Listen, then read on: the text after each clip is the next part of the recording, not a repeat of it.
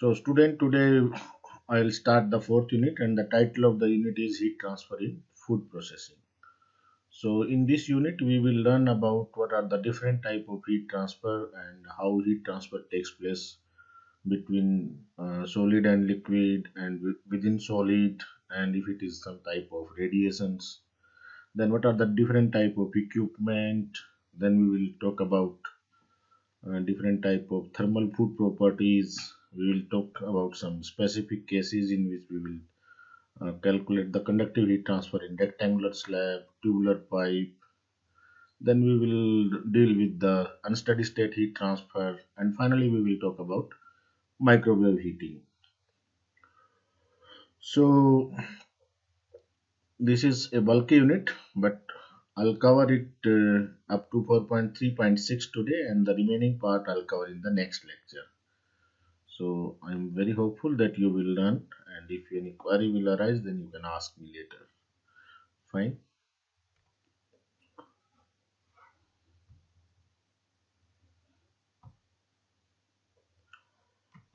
Yeah, this is the first part, that is the system for heating and cooling of food products.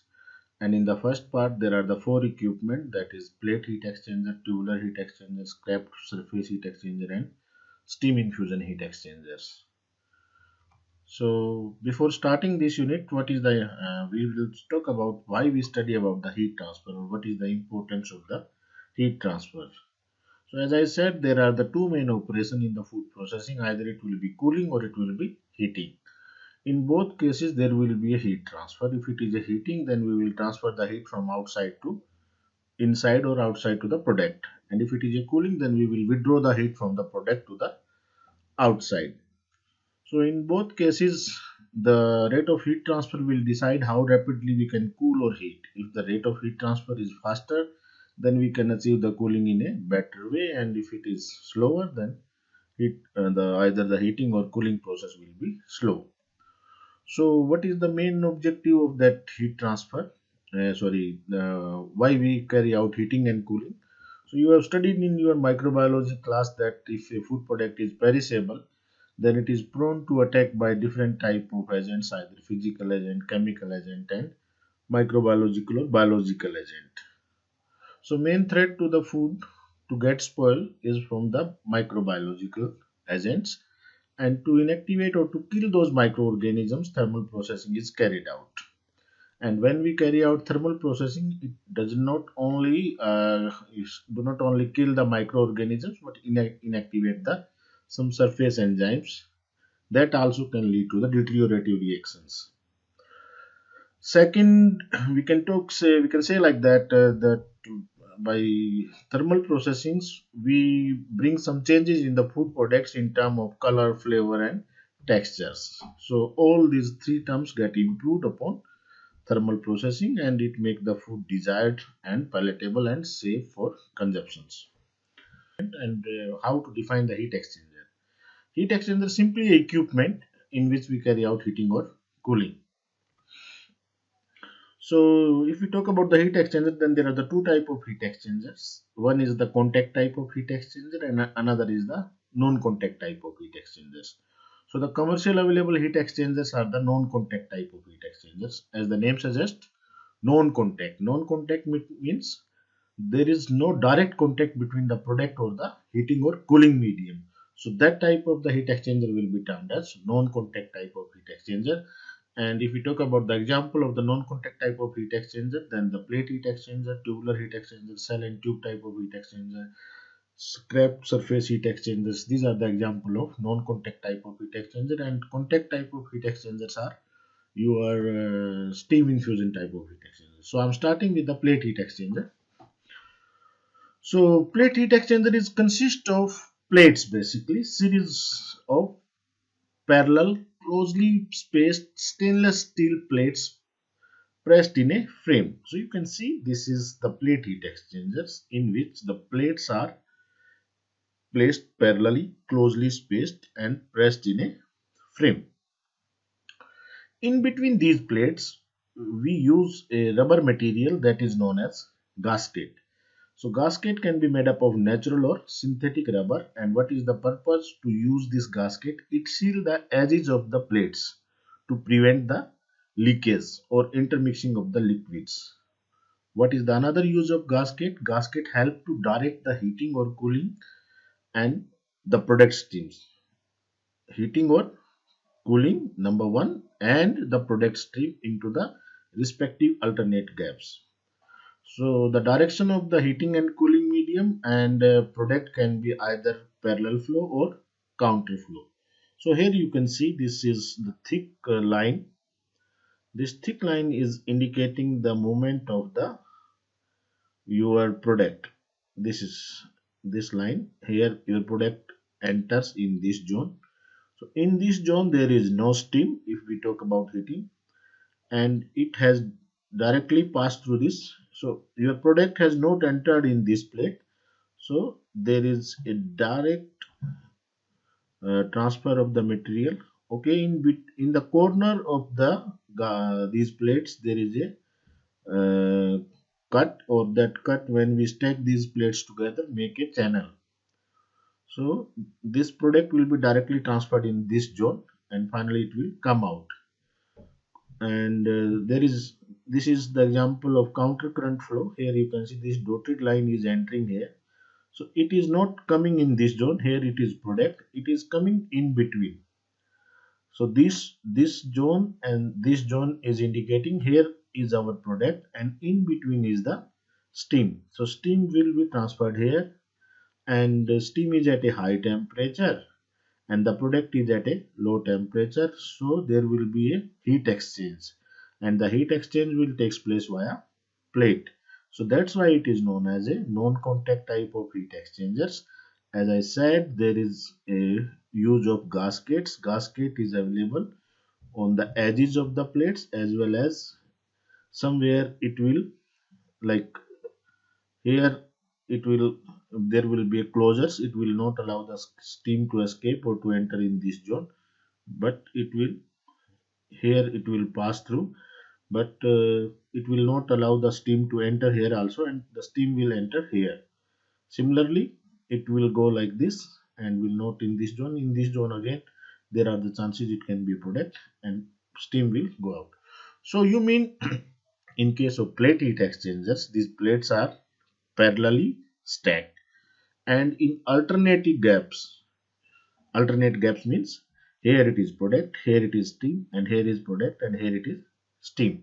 This is the very simplest diagrammatic representation to understand the plate heat exchangers. So steam is injected, or you can say if our purpose is to cool, then we will circulate the cold water and we will try to decrease the temperature of hot fluid. And if our purpose is to heat the material, then we will circulate the steam or the hot water. In general, in industrial applications, we use to circulate the steam. Fine. So the flow of this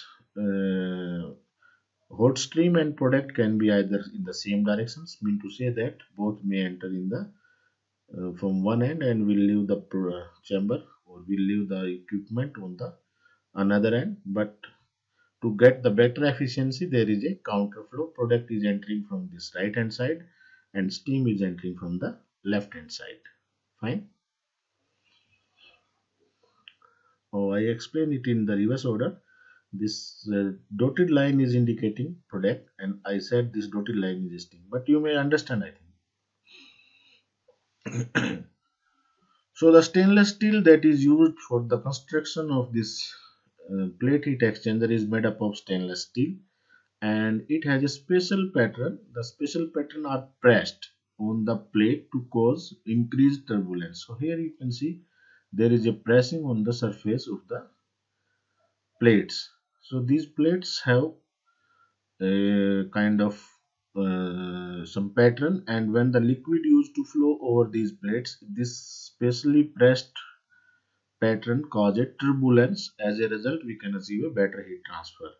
So here it has been shown an example that is known as herringbone ribbed design. Fine. So the plate heat exchangers are suitable for low viscosity fluids, and they are the viscosity should be 5 pascal second, And if the suspended solids are there in that fluids, their particle size should be less than zero point 0.3 centimeter. If the particle size will be more than 0.3 centimeter, then there can be chances of deposition of the material, and it can lead to the burning of the material, and that situation will be termed as fouling. So to avoid foulings, what we should do, we should not use larger size particle inside the product that we going to heat. Second, we should use proper cleaning. We should to dismantle it and time and again, and we should clean it. So advantage, why, what are the advantages of this plate heat exchangers? There are many advantages. Number one, it is a very compact size. We can increase or decrease the capacity, like by increasing the number of plates or decreasing the number of the plates, we can increase or decrease the capacity. Cleaning in place is possible, and it is easy to operate, and it doesn't take much space. Fine. So there is a another process in the industry that is known as regeneration. So what is regeneration basically? For understand the regenerations, you can understand it like this. I am again taking this compact line or this uniform line as a product. Like by using the steam, you have heated the product. Simply, you can take the example of pasteurization of the milk. So you know the pasteurization of the milk is of can be achieved in two ways: HTST and LTLT. Let you have processed it via HTST, high temperature short time, and the temperature of the product which is coming out from the plate heat exchanger is around 78, or generally it is 80 degrees centigrade, because industry doesn't take risk. It operate at a high temperature than the prescribed one. Prescribed one is around 75, 78, and but they used to operate it at 80 degrees centigrade. So to package this product, we need to cool it. So again, there will be, it need to be passed through a heat exchangers, in which we will pass a cold in place of steam. We will circulate a cold cooling liquid that will bring down the temperature, and at the time of packaging, the temperature of the milk should be 4 degrees centigrade. So this step can be bypassed by using a regeneration technique. And what is the regeneration technique? Now we will allow to pass this hot liquid through the another heat exchangers, and for the cooling medium we will use the raw material. Like in place of cold water, here we will circulate the cold milk. And what will be the benefit? By passing through the heat exchanger this cold milk, there will be a slight increase in the temperature. Let that initial temperature was 18 degree or 20 degree, and by exchanging the heat of this hot fluid will come down to up to 40 to 43 degrees centigrade, and the heat of the temperature of this cold raw milk may also increase from 20 to 43 or 45 degrees centigrade. So as a result, we have to invest less energy to bring down the temperature of final product, and similarly to raise the temperature of entering liquid. I think you understand. Next is the very simple arrangement that is known as tubular heat exchanger, and it is again the type of non-contact type of heat exchangers. So very simple arrangement. There is a pipe within the pipe. Okay, it is consisting of a pipe located concentrically inside the another pipe. So this is the concentric arrangement, pipe within pipe. So it depends on us. Either we can pass the fluid from the inner pipe, and we can pass the product on the in the annular space. So this, the space between this dotted line and this thick line, is known as the annular space. So generally the product is passed through the inner pipe, and over which we use to circulate the heating or cooling liquid. Fine. So it can be of two tube type of tubular heat exchanger, or it can be example of three tube type of your tubular heat exchanger. So here it has been shown that it is a three tube arrangement. So in the innermost pipe we will use to pass the heating or cooling medium, and in the outer annular space, again we will pass the heating or cooling medium, and in the second inner annular section we will use to pass the product, and there will be a provision to provide a turbulence so that your product doesn't get stick to the this pipe. Fine. So the two fluid stream flow in the annular space and in the inner pipe respectively. Two fluid streams flow in the annular space and in the inner pipe. That is the description of the previous one. So I think you understand. So basically it is used for the ice cream cooling and this cheese cooling. I think you understand. Next type of the heat exchangers are the cell and tube type of heat exchanger, and it is a modification of the tube type of heat exchangers. So in the previous case we were using a tube and over which there is another tube, but in this case the tube has been removed or replaced by a cell. So what is the procedures we use to uh, we take a cell, and in that cell we insert the tube. So it depends on us what is our purpose. Let we wish to cool the product. So here this cell will be filled with the cold water, and we will and allow the product at a high temperature, and as it will travel throughout the length of this tube, and when it will come out, then chances are there, or for sure that it will the temperature will lower down.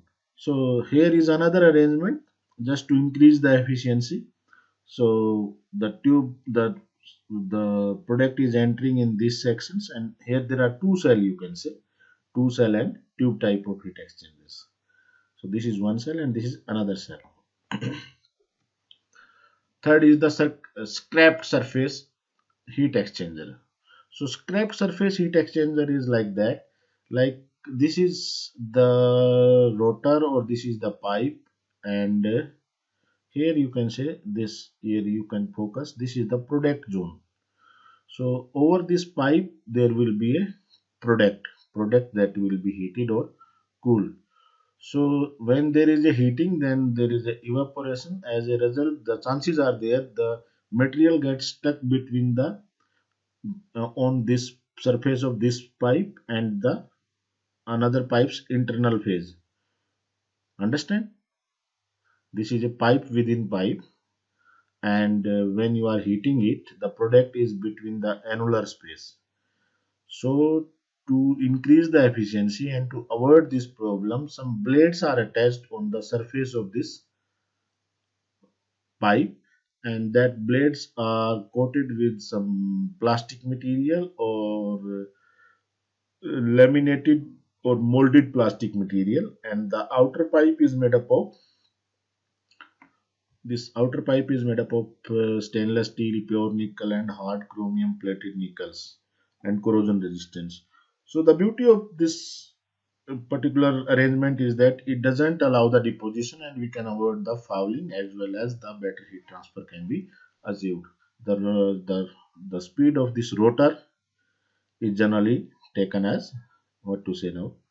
The rotor speeds varies between 150 to 500 rpm. Fine. So this is in this is the a pipe or a kind of rod in which there is no movement, either a liquid or a product that is not flowing inside this tube. This is simply a rotating shaft over which we have make a provision of product will circulate, and after that there is one more layer that is made up of your this steel, nickel, and chromium, and after that there is one more pipe in which there is a circulation of media. I think you understand. So the last is the steam infusion heat exchanger, and it is a type of contact type of heat exchanger. It is a very simple arrangement in which the product is allowed to fed inside the heat exchangers in form of a layer, and the steam is injected directly. So steam comes in contact with the product. As a result, it loses the heat and it gets condensate. Finally, we get the product out, and the product what we are getting out is a moist product, because due to steam it is losing some moisture also, and that product will be moist one. So due to the direct mixing of the steam with the product, there is a better heat transfer. Now I'm coming to the thermal properties of food. So there are three main properties, thermal properties of the food. First is the specific heat, second is the thermal conductivity, third is the thermal diffusivity. So specific heat, it was there in our first unit and we have already talked about it, and I think you may be familiar with it. So Q is equal to mc del T. There is a very simple equation. Q is equal to mc del T. If you will take this m del T on the left hand side, then this Q will be mc del T. So what was the definition of specific heat? Let me recall it again. Specific heat is the amount of heat required to raise the temperature of unit mass through unit degree Celsius. Understand? Amount of heat required to change the temperature of unit mass through unit change or unit degree Celsius or unit Kelvin. Understand? This is the specific heat. And when we were solving the numerical of the specific heat in the first unit, we learned that the specific heat of water is 4186 joule per kg Kelvin.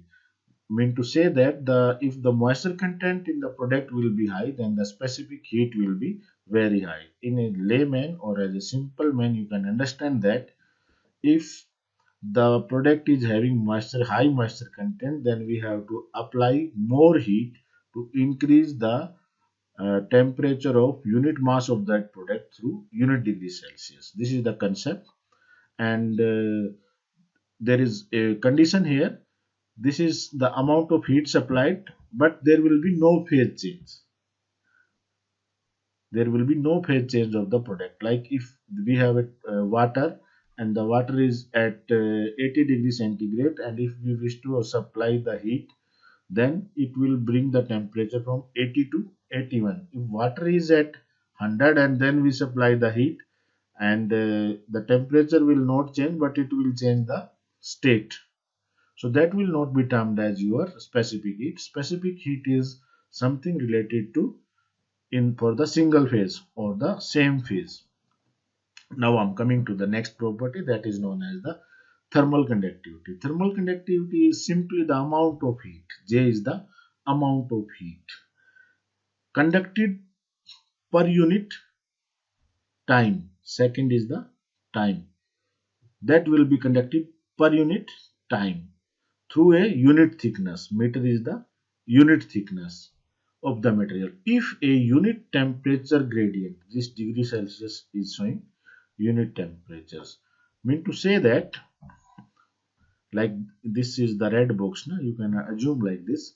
This is 1 meter long, okay, and here temperature is 20 degrees centigrade, and here the temperature is 21 degrees centigrade. So the amount of heat that is, you can say, it will travel from high temperature to lower temperature. Na? So amount of heat will travel from this side to this side. So it is that ability of this material, the amount of heat transferred per unit time, per unit thickness when the unit temperature gradient exists, and the unit SI unit of this thermal conductivity is given by watt per meter degree centigrade. So thermal conductivity is a symbol of a property of the solid material, and it indicates that how fast it will travel, allow the heat to pass through. See, the metals are having the maximum thermal conductivity. So if you will heat something in the metal, then it will heat it at a faster rate because the thermal conductivity is 50 to 400 watt per meter degree centigrade comparison to alloy and insulating materials. You can see from the provided figures.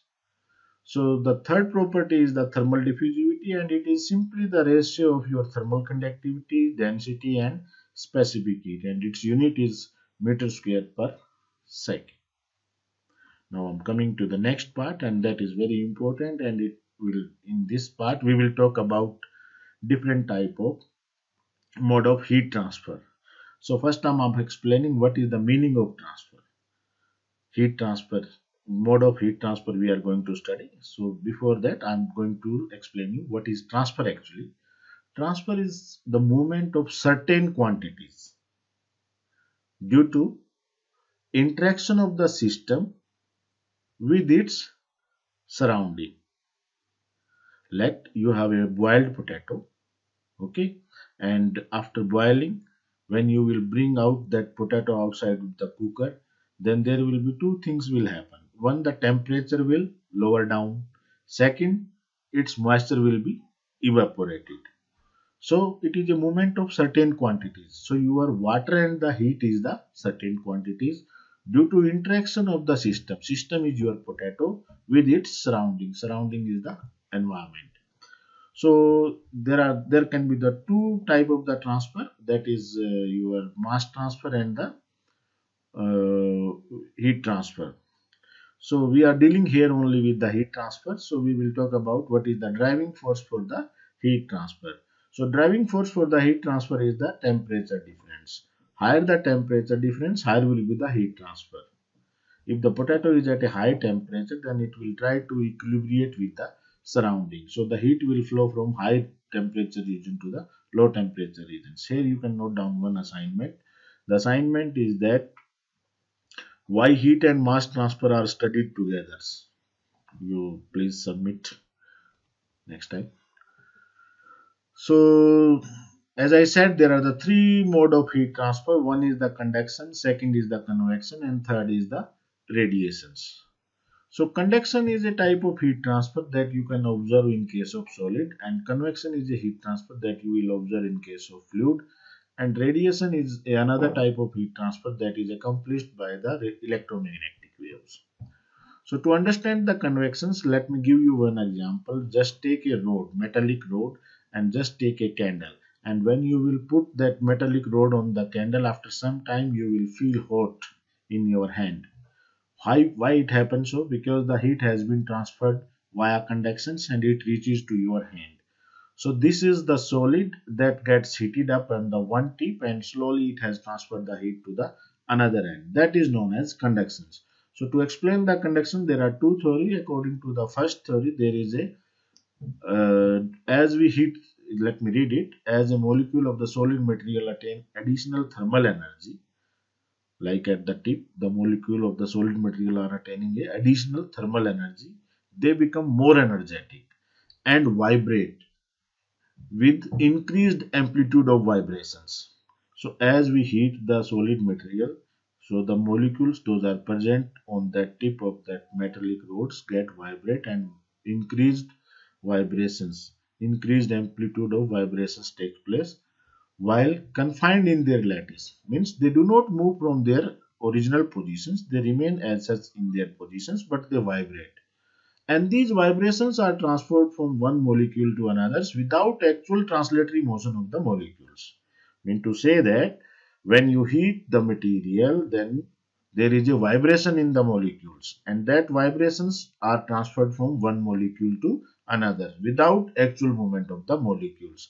So this is the one theory, and due to vibrations, this heat is thus conducted from region of high temperature to the those at low temperatures. This is the first theory, and according to second theory says that there is a drift of the free electrons, and metals are the good conductors of the electricity due to the free electron availability.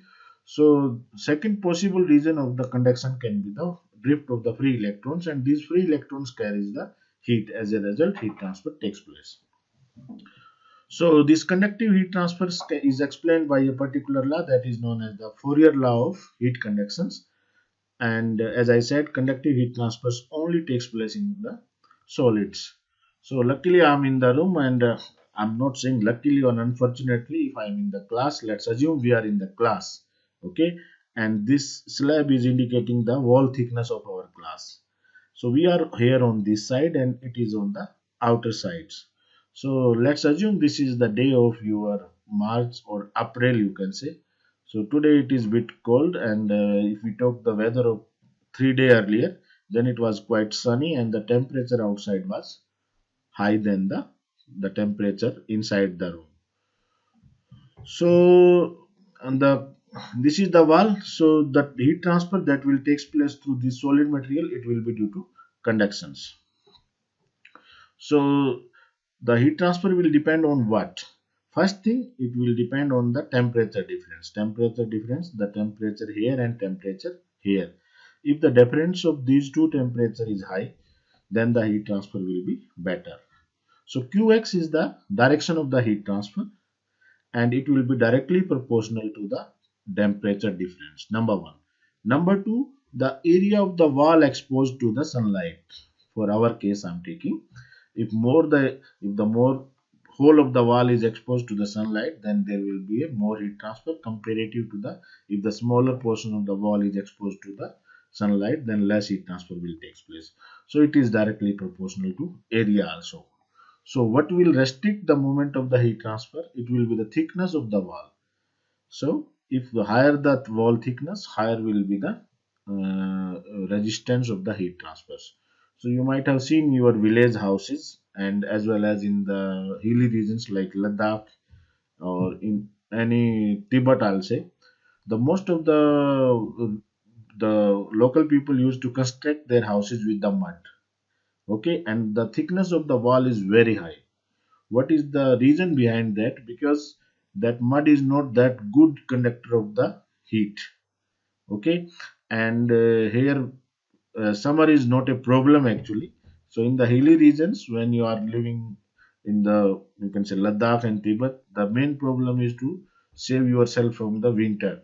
So that mud and the thickness of the wall doesn't allow to exchange of the heat from inside to outside. As a result, you feel or you sleep comfortably in your house. Fine. And you can closely observe the architecture of the Bhutan also, that wall thickness is very high. In modern constructions, what is the problem? They are just making it is of 9 inches or 4 inch wall, and that is not suitable. That should be rectified. That's not our job. It is a job of architectures. So I'm coming to the topic again, that conduction, it first takes place in the solids, and it is directly proportional to the area of the cross section. Number two, the temperature difference, and it is inversely proportional to the thickness of the wall. Okay, so here this is Ti, To, and Ti.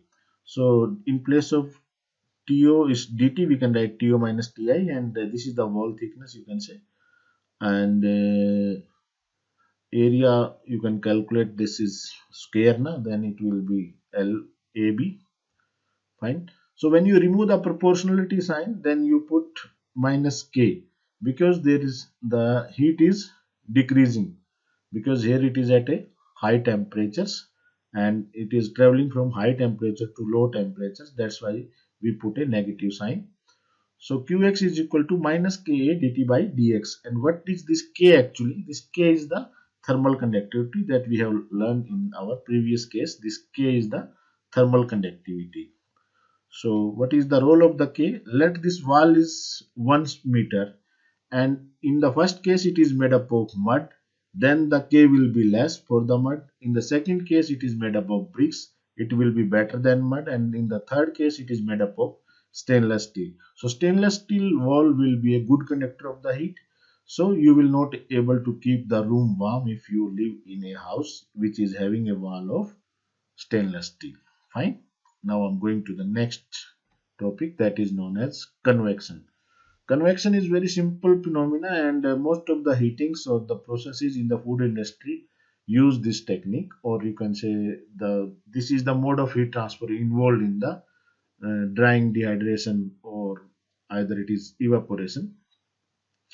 Simply you can take the example of boiled potato, and if you keep the boiled potato outside, then after some time temperature gets lower down, and it depends on the two things. One is the temperature of the potato, and second is the temperature of the surrounding.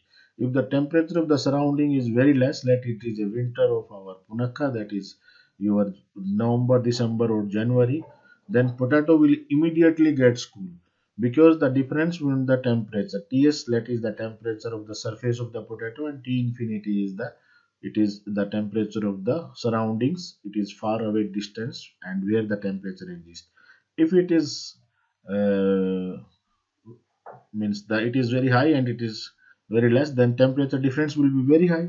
If the temperature difference will be very high, then it will get cool very faster. So what convection actually is, the rate of heat transfers that takes place between the solid and the fluid. Solid and the fluid means the air that is coming in our room and striking to the potato and going back, that is also a fluid. And let we are putting the that boiled potato inside the tap water, that tap water is at low temperature and it is removing the heat.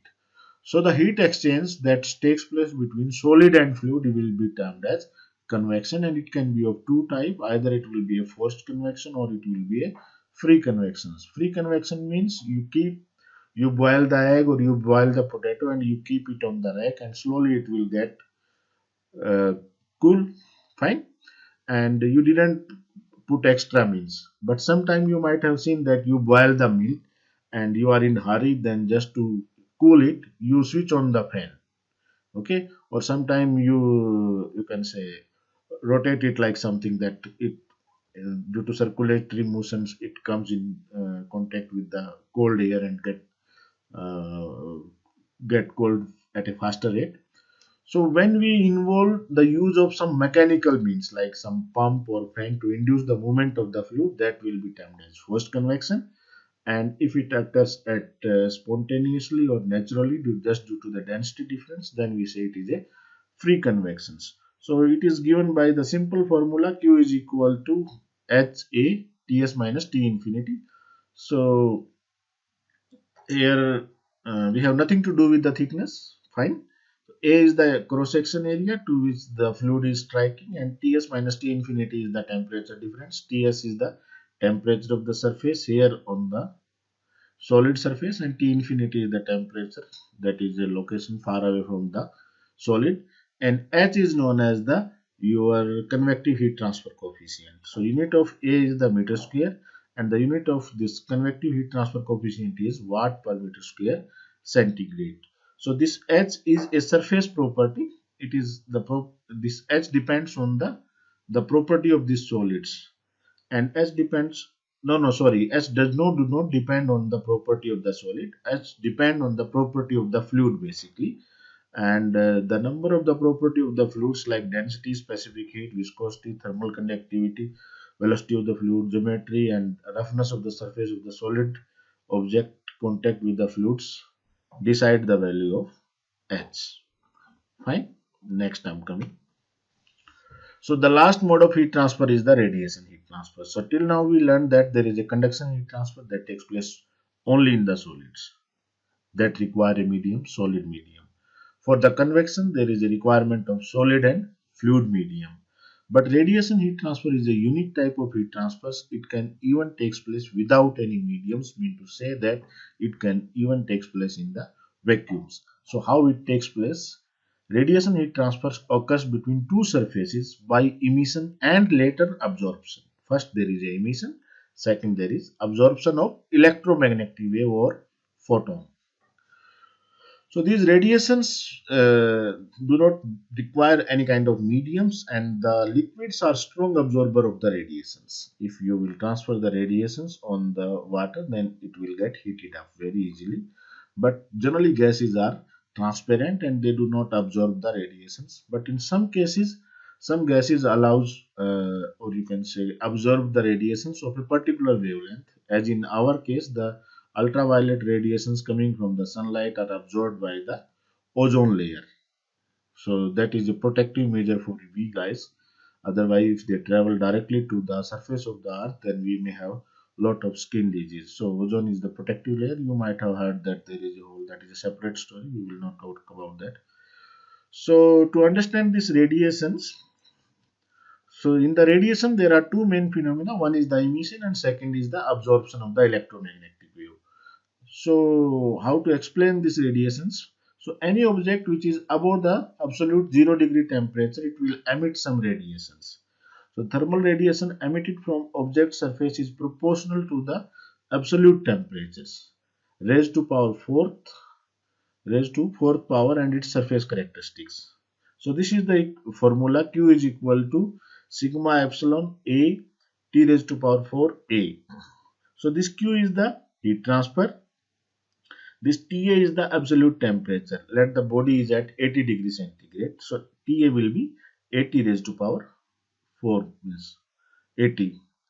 A is the area, E is the emissivity, and this sigma is the Stephen-Boltzmann constant. Stephen-Boltzmann constant, and it is equal to 5.669 into 10 raised to minus 8 watt per meter square Kelvin raised to power 4. Fine. And emissivity, if it is a black body, then emissivity will be equal to 1. So for your ease, I can tell you, if somebody asks, there is a body who's having emissivity equal to 0.8, okay, and it is at a temperature of 70 degrees centigrade, what will be the rate of heat transfer via radiations? So by putting the value of Stephen Boltzmann constant, this value, emissivity will be provided to you. Area you can calculate by going through the numerical statement, and you will put the value of T and you can calculate the heat transfer. So now I'm moving to the next part. I hope you will understand. I think let me take a break. Let me check what's the time about. Otherwise, it will not be. I'll not be able to upload the video. How to? What's going on? I'm again doubtful is getting recorded or not. Yes, recorded. I think I have to stop it here because the file size will be very big if I'll move further. So what left in this unit, because I get emotional to explain it. Sorry for that one. For the remaining part, I'll upload the another video. Yeah, this is nothing, very simple thing. That we will talk about the conductive heat transfer in rectangular slab, followed by conductive heat transfer in tubular pipe. Then we'll talk about heat conduction in multi-layered systems, and it will be multiple composite wall and composite tube. Fine. So right now I'm taking a break, and I'll be back after some time with the next video to remaining cover the remaining three.